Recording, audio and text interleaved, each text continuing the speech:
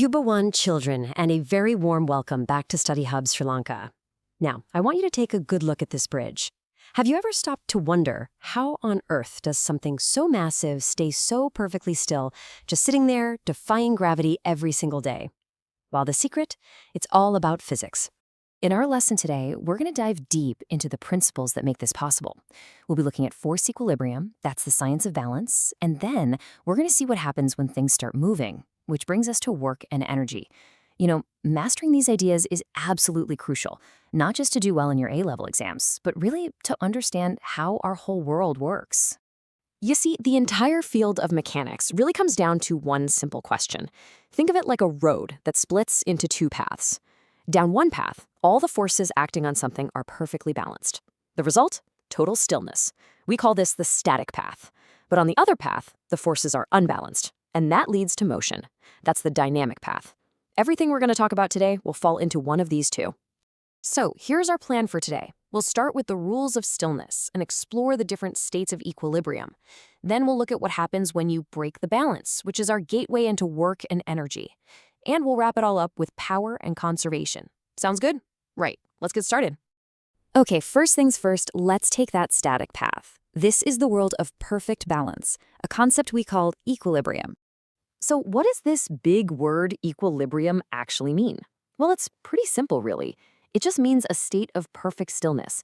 An object isn't moving from point A to point B, that's no translational motion, and it's not spinning or turning around, that's no rotation. It's just completely and perfectly at rest. Now, for an object to achieve this state of perfect stillness, there are two conditions that are absolutely non-negotiable. First, all the forces, all the pushes and pulls acting up, down, left, right, they all have to cancel each other out. The total sum must be zero. Second, all the twisting forces, what we call torques, they also have to add up to zero. No net force and no net turning. Simple as that. Now here's a really useful tool, something that will be a lifesaver in your exams, especially when you have three forces in equilibrium.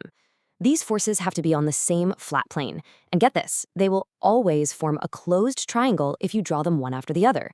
We call this the triangle of forces. It's brilliant because it lets us change a tricky physics problem into a simple geometry one. And what if you have more than three forces? No problem at all. The idea is exactly the same. You just break every single force down into its horizontal and vertical parts. If all the forces going left balance all the forces going right, and all the forces going up balance all the forces going down, then there's no movement. And if nothing is trying to spin it, there's no rotation. That's the foolproof way to check for equilibrium. But here's a question for you. Is all equilibrium the same? I mean, an object can be balanced, but it turns out some balanced states are much more stable or safer than others. This table breaks it down perfectly. Think about a simple water bottle. If it's standing up normally, that's stable equilibrium. You give it a little push, and it just returns to where it was. Now try balancing that bottle on its cap. Very difficult? No. That's unstable equilibrium. The tiniest nudge, and it topples over. And finally, if you lay the bottle on its side, that's neutral equilibrium. You can roll it, and it just finds a new balanced position. It all comes down to what happens to its potential energy.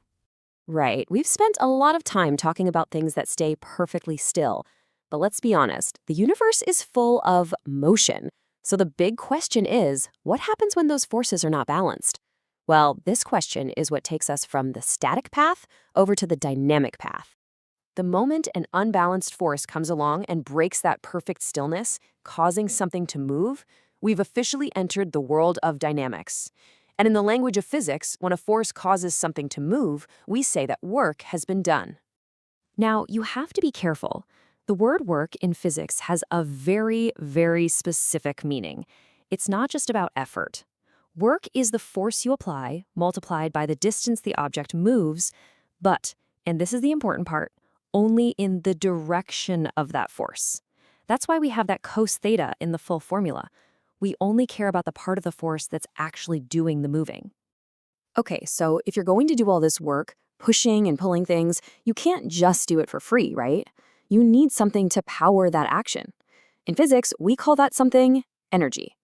Here's the best way to think about it. Energy is like the money you have in your bank account, and work is what you spend that money on. They are really two sides of the same coin.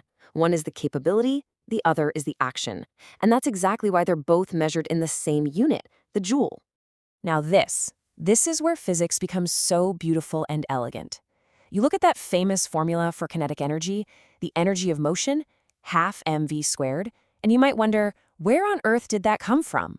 Well, it's not just magic. It comes directly from the definition of work and Newton's laws. You start with work, you substitute a few things, and voila, there it is. It's all connected.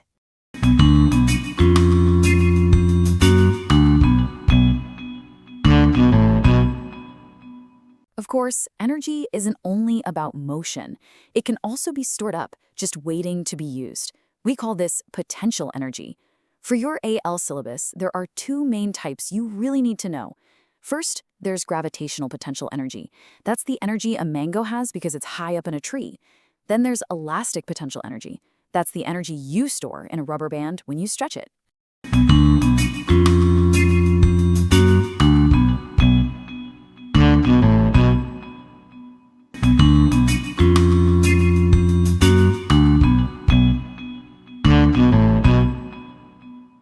Right, we're on the home stretch now. Just the final two pieces of our puzzle. Let's talk about how fast we use energy, and then a very, very important rule that governs energy itself. Imagine you and your friend have to climb the same flight of stairs. You both do the exact same amount of work against gravity, right? Same mass, same height. But if you get to the top faster, you are more powerful. It's as simple as that. Power is all about the rate at which you do work. It's work divided by time. Of course, in the real world, no machine is perfect. You know when you use your phone charger and it gets a little warm? That warmth is lost energy. Not all the electricity going in is charging your battery. So efficiency is just a measure of how much of the energy we put in actually does the useful job we want it to do. Now, I want you to listen carefully because this is one of the most fundamental laws in all of physics, the principle of conservation of energy. It says that energy cannot be created and it cannot be destroyed. It can only be changed from one form to another. As that mango falls from the tree, its potential energy turns into kinetic energy. But if you add them both up at any point in its fall, the total amount of energy is always exactly the same. And here we are. This one diagram puts everything we've discussed together on one page.